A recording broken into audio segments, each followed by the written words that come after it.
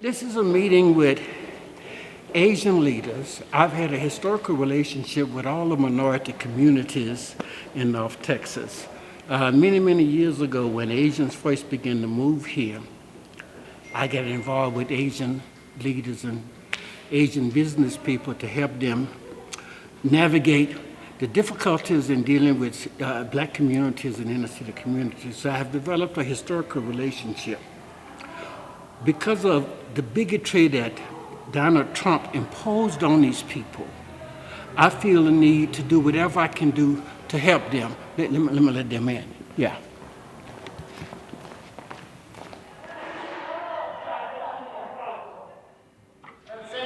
I'm part of the Native American Coalition. Yes, it's nice to meet Yes, you. Simon invited me, and I brought my colleague, Dr. Gabrielle Smith, with me. Well, Doctor, nice to meet you. I'm Peter Johnson. Please go down. So Simon is already downstairs. Oh, okay, fantastic. And I'm staying up here until everybody gets here Gotcha. because the doors will be locked and they can't be. No handshaking, no. From Harlem to Watts, I have these contacts in Black America of activist kind of ministers.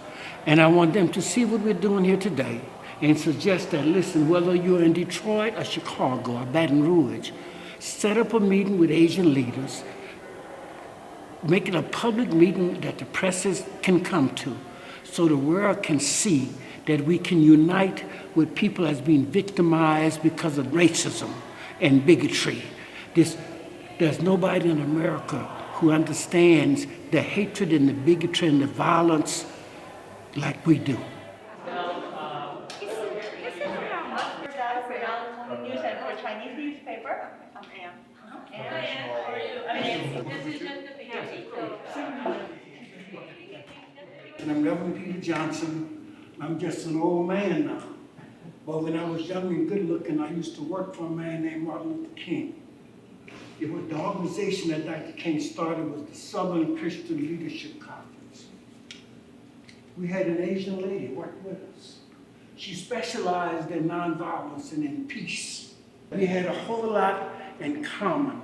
People who hated us hated them. We see what's happening to you all, and we must not be silent on this, because I need to stand up for you and your people. I want to get everybody to let me know who you are. I am really excited to be here to talk with all of you and kind of figure out ways and think about actions to take against all of these injustices. I'm also a licensed psychologist. There are people in our communities that are experiencing so much fear right now, that are going through so much anxiety. And so my question is, what can we do to also take care of our own? What can we do to also take care of those people and bring comfort to them? And for us, the Asian American community, I feel like this is a moment of awakening. Because for many years, we have years and years of legacy of exclusion and discrimination. And yet, the Asian American community is the most silent community because we are happy with the model minority image. I'm really excited that we are here at this juncture, and thank you all for also coming here, being our ally. Thank you. We're not just the Asian American, and we are American. So there's no difference than any other American. Like the keeping us apart is intentional. The division between these groups is intentional. And because there's so much overlap, we have way more in common than we have different. Before we go further, I want to acknowledge my homegirl, Isabel Russell. Also, Marianne Thompson-Frenk. I think Marianne is up in the mountains. A lot of people don't realize that Dallas is home to the third largest urban population of Native Americans in the country. We have 450 Native American languages spoken, and among those are what are called the Athabaskan people. The Athabaskan people look extraordinarily Asian.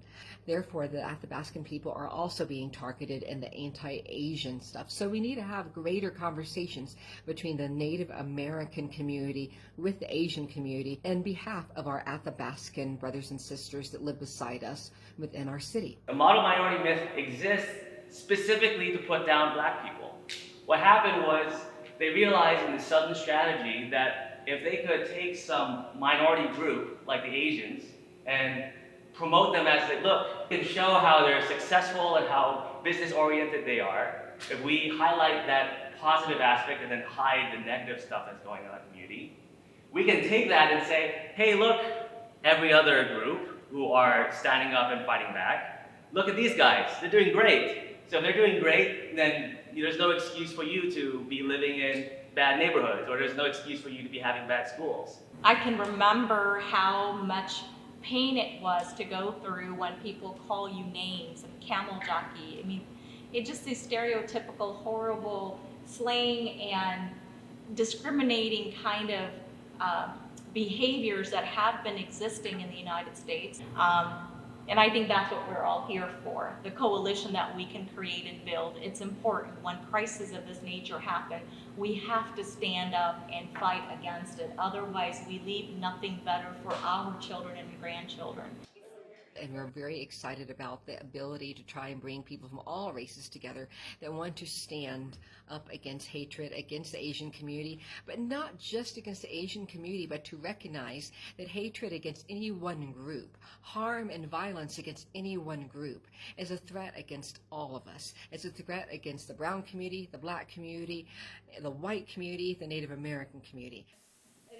And it was such a pleasure to hear everyone talk extensively about their own experiences and what led them to be here. So I would like to continue, and this is why I asked about the contact list, so we can continue, at least start from this as a base.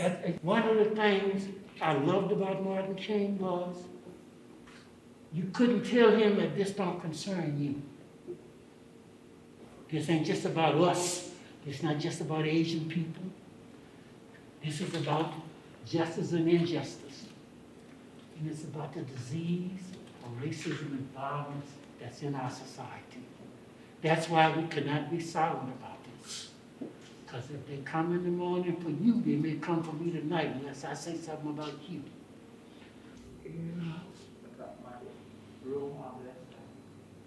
This has been a good sit down with my friends from the Asian communities, and hopefully we will continue to work together and to stand together and to stand up against hatred and bigotry.